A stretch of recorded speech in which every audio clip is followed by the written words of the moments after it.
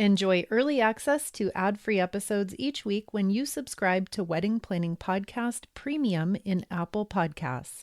Enjoy the show. Planning a wedding with a small budget and a big vision is something that so many of us struggle with. And today I'm revealing the details of how my now husband John and I went from feeling incredibly discouraged and overwhelmed to successfully planning our version of a dream wedding for 75 of our closest family and friends. It took 1 year and $17,000, and today I'm sharing our journey from engagement day to wedding day. Thank you so much, as always, for joining me here for a few moments to talk about all things wedding. And of course, a humongous congratulations to you if you are newly engaged and just joining us for the first time, or maybe one of the first times. It's incredibly wonderful to have you here, and I am incredibly grateful to be sharing this time with you and to be a part of your engagement. So thank you for including me. Believe it or not, in over 7 years of producing the Wedding Planning Podcast, I have never shared the details of my own engagement story in a dedicated episode like this one, so I am very excited to get into it. You may have heard bits and pieces of this story throughout our past conversations. There are definitely some highlights and many lowlights, much more to come on that come up in various themes and various topics that we've talked about so many times on past episodes of the podcast. But my real intention with today's show is to give you a very unfiltered and a very detailed look into the feelings, the doubts, and the concerns that I had in the first months of being engaged. And even more importantly, I really want to highlight the key turning points and the bold moves that ultimately helped define our wedding celebration, and in the end, really made it the unforgettable and life-changing experience that it truly was. A recurring theme here on the Wedding Planning Podcast that I touch on quite a bit is the priceless value of hindsight. And as you're planning out your own wedding and you're weighing your options, making really, really hard decisions, there could be nothing more valuable than a magical crystal ball that lets you see into the future and lets you watch your decisions actually unfold, while then being able to rewind and come back to the present and make those adjustments. I have been a wedding industry business owner for over a decade now, which in so many ways feels like a lifetime. And in 7 years that I've been producing this podcast, I have seen literally thousands of listener weddings unfold. I've seen the good, I've seen the bad, I've seen the unforgettable. And all of this experience, all of these years has really given me the gift of reliably being able to predict the outcome of countless wedding variables. So in other words, it's given me the gift of hindsight. And as I share my story today, just remember that it took me 12 years of experience and reflection and hindsight to be able to pinpoint the things that actually mattered and what didn't matter at all. And my hope is that I will be able to continue to share these insights with you over the coming months of your engagement season and kind of help you to be able to highlight and forecast what really matters and what maybe doesn't matter as much and can be minimized or set aside. My now husband, John, proposed to me in the summer of 2009 at the end of a 3-week trip that we took through Europe. We were in Paris. It was the last night of our trip. And we waited for hours to get to the lower platform of the Eiffel Tower, where John dropped to his knee with all the sparkling lights of the tower above us and the lit up city behind us and riverboats off in the distance. It was absolutely beautiful. We never even got an opportunity to have dinner that night because it got so late on us. But you know how it is with the crazy excitement that you felt when you got engaged. And I think you can probably relate that dinner was the last thing on our minds, and it didn't even matter because we had just experienced such a powerful moment that was literally about to change our lives forever. Within weeks of getting home, my ring had been resized and it fit perfectly.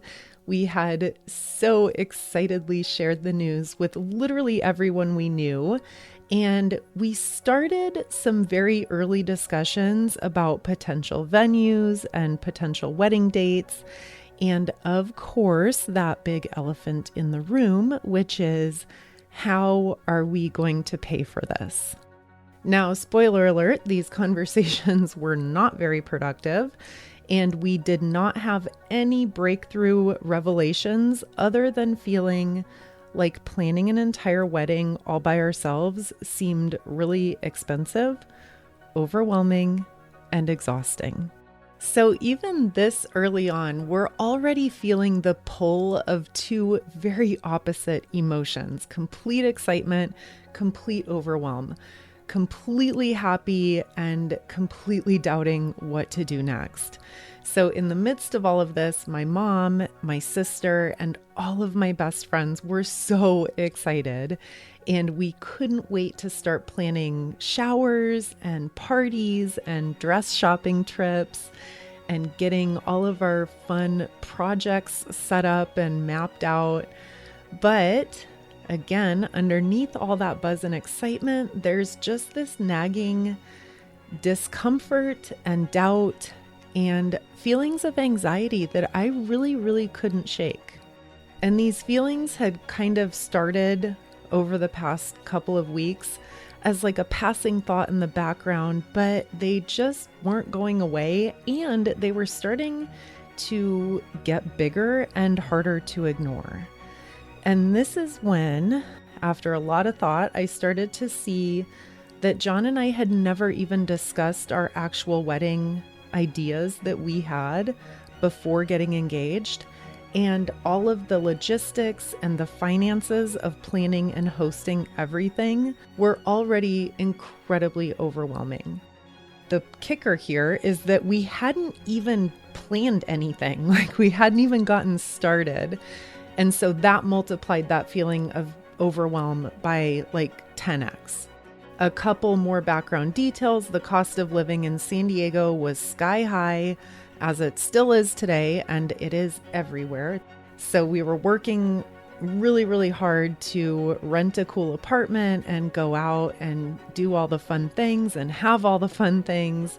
And we were working our butts off to advance in our careers so that we could continue to get promotions and continue to make more money and continue to keep up with all the things that we wanted.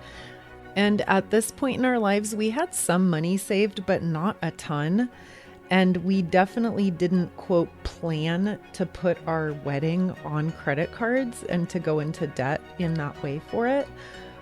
Trust me, I don't think anyone plans to do that, but as we all know, it happens quite a bit. So anyway, what did we do?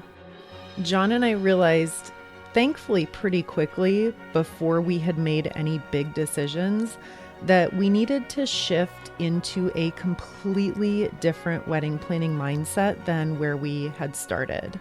So instead of looking at our wedding through the lens of tradition and, quote, what everyone else is doing, we started thinking outside the box very early on about the ways that we could create a really unique experience for our loved ones that didn't look like every other wedding that we had already been to. And we're in our late 20s, early 30s at this point. We had been to so many weddings over the past 5 or so years at that point in our lives, just because it was that chapter of life where it feels like everybody is getting married. And we were just so passionate about creating an experience for ourselves and for the people we loved, that was very unique. So a wedding that's not going to be over and done with in a matter of just a couple of hours, and definitely a wedding that wouldn't cost tens upon tens of thousands of dollars or going into credit card debt to pay for. So here we are, we're making a little bit of progress. It feels like we know what we don't want, and we have a glimmer of a vision of what we do want that's starting to come together. But even at this point, all of the actual logistics were still just weighing really, really heavy. Having a generalized vision is one thing, but we had no idea what action steps to take to start to make that come to life. Should we book a venue? Should we be looking into creative food and drinks? How were we supposed to know if we could afford one thing if we had no idea how much everything else was going to cost? And we were stuck really knowing, how do we make one decision, knowing that that one decision hinges on deciding like 27 other things that we can't pin down right at this moment. And maybe you've experienced this if you're early on in your engagement. It just feels like having your hands tied. Like you want to make moves and you want to make things happen, but at the same time, you feel very helpless to actually make any decisions because there's this great big larger picture that you're just not quite sure of. So at this point in my journey, I don't know about you, but I said to myself, okay, obviously what I need here is I need to find a wedding planner. I need to find a professional planner who can help us sort out our next steps because, I mean, that's just basic, right? Everyone hires a wedding planner. Well, I met with a handful of planners and they all came very confidently into our meetings at Starbucks, or I set up meetings at a bar down the street from where I worked, and they came in and they look amazing and beautiful outfit, beautiful high heels, beautiful purse, beautiful hair, beautiful makeup, and they've got their portfolios ready to share with me. And I'll go ahead and fast forward us through 3 separate days and 3 separate meetings. And I'm going to just spoiler alert right here. None of the planners I met with were actually listening to me. I'm there talking about creative visions of fondue pots on small, intimate 4-top tables. We talked about renting a giant mansion for a long wedding weekend and having 3 or 4 separate parties and separate welcome events for our guests. And we really just needed someone who could be there and organize and direct people that we would independently hire. So our bartenders, our servers, and just someone who could be on site and coordinate all of those logistics for us. Now, I'm going to put some of the blame on my naive young self who had absolutely no experience with weddings whatsoever. And my ideas probably were not my ideas were not fully formed. But the problem was that these professional wedding planners are visibly closed off to my ideas before I've even had the chance to explain them. So I'm being met with blank stare after blank stare, and the cookie cutter canned response is that my idea wouldn't work because of A, B, and C generic reason. And had we considered cookie cutter venue D, E, or F, because they work with my preferred vendors X, Y, and Z. The thought of paying someone thousands of dollars who just so clearly had zero interest whatsoever in our wedding vision that we were really passionate about, that was just absolutely out of the question. I came home literally crying, sobbing after interviewing that third planner.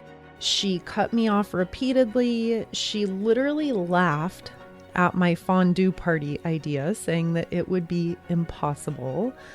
And she left me with a list of her preferred vendors and a deadline to decide by Friday if I wanted to work with her or not, because on Friday she was going to book another client if I said no.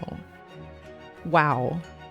And the bow on top of all of it is that she came highly recommended to me by a friend, which made the entire experience that much more disappointing.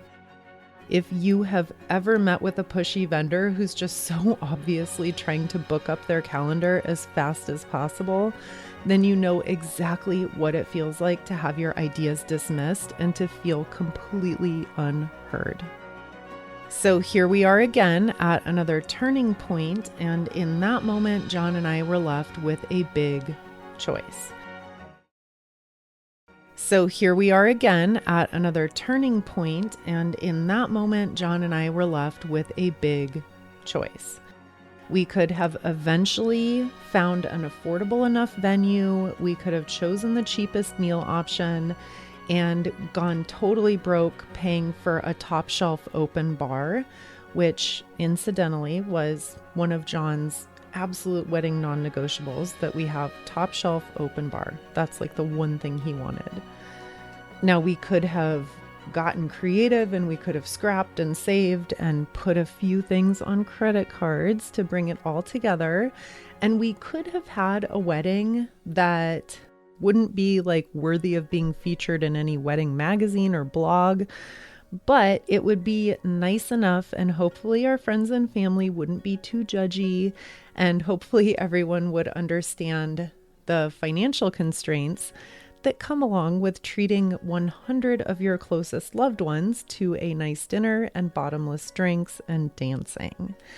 So in that scenario, we would check off all the boxes, we would do all the traditional things, and at the end of the day, we'd be married. And isn't that the whole point? And in this critical moment, thank goodness, we woke up and saw that no, that's not anywhere near the point. And I'm here today sharing all of this with you because it really scares the hell out of me to think of how close we were to not following our vision and how close we were to just going through the motions. And I don't want that for you. And at the same time, it breaks my heart to think of how many engaged couples every single day are in the same position that we were, but who don't find the right resources and who don't have the right support and encouragement to follow their dream vision of what the wedding they want really, really looks like. And how many engaged couples are not lucky enough to go on to create the wedding that they truly want. So back to the story, in this next very pivotal moment, John and I took a huge leap of faith, and we committed to each other that we were going to plan our wedding our way. To hell with the narcissist wedding planners, the cookie cutter checklists, the outdated traditions, the expectations of everyone else, or feeling judged for anything that we were doing or what anyone else thought of our decisions. We really got on the same page with this mindset, and we had so many long discussions about the things that were most important to us. And in the end, what this all came together to look like is we rented a 7,000 square foot mansion. We did our own catering. Yes, we orchestrated that giant fondue party that was so important to us. We spent 4 whole days hanging out with our 75 closest friends and family. And together we spent 4 days eating and drinking and dancing, talking, staying up late, laughing, and just making memories. And we did all of this for about $12,000. Side note here for transparency's sake, this was in 2010. So I went and found an inflation calculator and I plugged in $12,000 and what that is in today's dollars. And that's where $17,000 comes in. And that's the number that I shared at the opening for today's episode. Either way, $12,000, $17,000 plus or minus, for the overall value and for the priceless experience for everyone involved, I'm going to stand firm in saying that that was totally worth every single dollar we spent.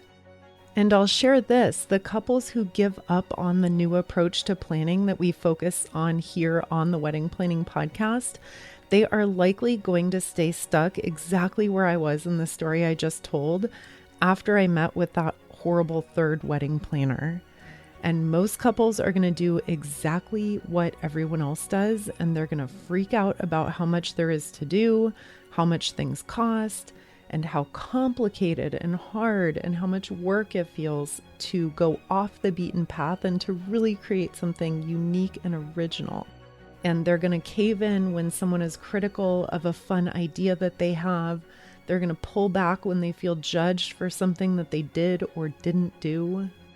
John and I faced skeptical, judgy eyes so many times I can't even count throughout our entire engagement. That's another story for another time. But what most couples do is they just fall back into the status quo wedding planners, the big corporate websites, and the free checklists.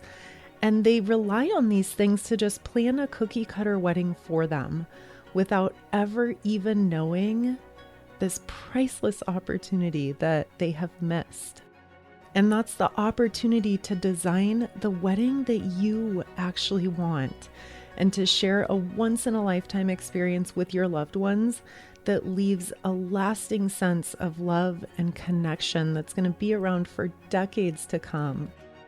And to miss out on all of that is just, to me, it's heartbreaking. That is why I do what I do. And it's why I'm sharing my story.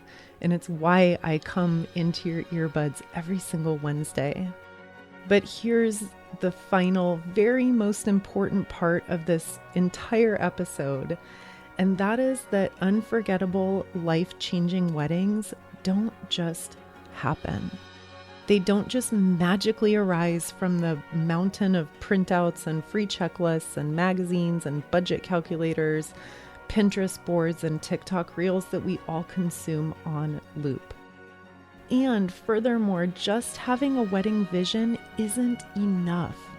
You need that continued support, encouragement, and an ongoing sense of direction. So to wrap it all up for today, my wish for you is these 3 things. Number 1 is the patience to let your wedding vision fully unfold. Number 2 is the courage and the confidence to trust in that vision and to let it guide all of your decisions, big and small. And lastly, I wish for you to have all the support and encouragement that I promise to bring each week to our time spent together here. Thank you so much for being here today, and thank you for inviting me to be a part of such a special time in your lives. It really, really means the world to me. We'll talk again next week, same time, same place.